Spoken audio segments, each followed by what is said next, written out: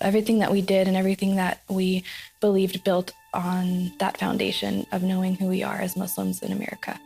Giselle Katri grew up in a family who demanded strict adherence to the Quran and Islamic faith. For her, it was the only way to earn her parents' love. I believe that staying true to Islam was something that my parents and I would bond over. If I did, as they requested for me to do, like going to the mosque with them and participating in Ramadan fasting, it would bring us closer. But none of those things brought Giselle's family closer together. In fact, her parents fought constantly. Sometimes I would wake up and I would have to leave the house with my mom in the middle of the night. I could go to bed thinking everything's fine and wake up the next morning and it was disaster. As for Giselle, her prayers to Allah offered little comfort. Allah seemed just really distant from me and didn't really feel as though I was being listened to. I felt more of like I was going through the motions, not really feeling anything in return from God, any love or support or hope. And I wanted that peace that people keep talking about that Islam represents, and I didn't ever feel that. When Giselle was a senior in high school, her father ended the marriage, and her mother started a new family.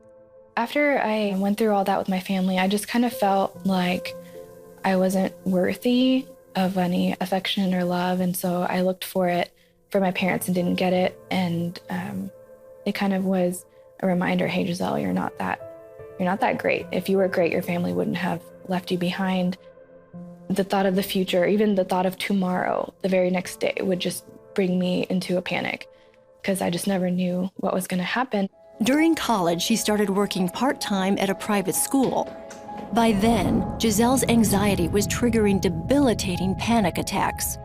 Imagine you see a car about to hit you that's not slowing down or trying to stop. It was just like that, but all the time. I thought I was going to die. My heart rate would just increase. I would start sweating and I felt darkness, like a dark cloud over my head. During those times, it wasn't Allah that gave Giselle comfort. It was the school's administrator, Connie, who was a Christian. Whenever I would have panic attacks at work, she would pray with me. I would feel a lot of peace, and I never felt that way when I finished praying my Islamic prayers. I was like, what is Miss Connie doing? What does she have that I don't have? Whatever it is, I want it. Connie invited her to church, but what Giselle saw and heard there wasn't what she expected. During that service, I learned about atonement, how Jesus died for our sins. As a Muslim, I didn't really even understand why Jesus had died. It was just kind of like, maybe this is true. It was kind of like it gave me something extra to think about.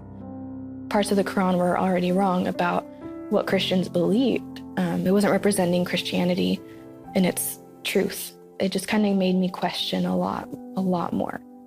Giselle wrestled with her doubts. A few days later, she had the worst panic attack she'd ever experienced. I was like, maybe I should try what Miss Connie did. Maybe I should try praying. So I started off, praying like she did. I tried to model her prayer and say some of the words that I remembered her saying. When I did that, I remember seeing this huge flash of light in front of my face, and it was kind of like when you close your eyes and you look at the sun, that orangey glow, and feeling an overwhelming, huge wave of just peace and love. And I fell immediately asleep, and sleep was the last thing on my mind. When she woke up the next morning, Giselle opened a Bible she had received as a gift and began reading it front to back. What I found in there was just so much peace. And Isaiah 49, it mentions how God is so loving that even if a mother forgets about their child or abandons their child, that God will never abandon you and that your name is written on his hand. And I very much identified with that. And knowing that God loved me and cared about me in that way, that was something unique to me that I had never even had any sort of inkling about. So God really showed up when I needed him the most. So over the next few weeks, Giselle studied and compared sources until she was convinced that Jesus is the Son of God. I really came to the knowledge of, okay, Jesus claimed to be God, and if this is true, what are the implications of that? The resurrection isn't just mentioned in the Bible. The crucifixion isn't just mentioned in the Bible. there's historical accounts outside of the Bible that really resonated with me. And knowing that there is history behind it tells me that there's truth in that. And I just said, God, I accept that you are who you say you are. I accept that you're Jesus, and I accept that you are God. And I'm sorry for the things that I've done that have hurt your heart. I'm just so glad that you've brought me to the knowledge of who you are, and I accept you as my God. And that was the day that, after that, never again panic in any sort of way. Never again. Today, Giselle shares her new faith with confidence. I want everything that I do and I say to represent him.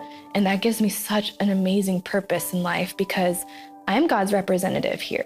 I get to be his hands and feet and show other people what God's like. And just like Miss Connie showed me the love of Jesus through her actions and through her prayers with me, I can now do that for other people. Giselle also says knowing God cares for her has changed everything. Instead of me being fearful for tomorrow, I embrace it, and I am running into it. I can no longer think that I'm worthless, because if my name is written on God's hand, as Isaiah 49 mentions, then that means that he cares immensely about me, and he's always thinking about me. So I need to always think about him.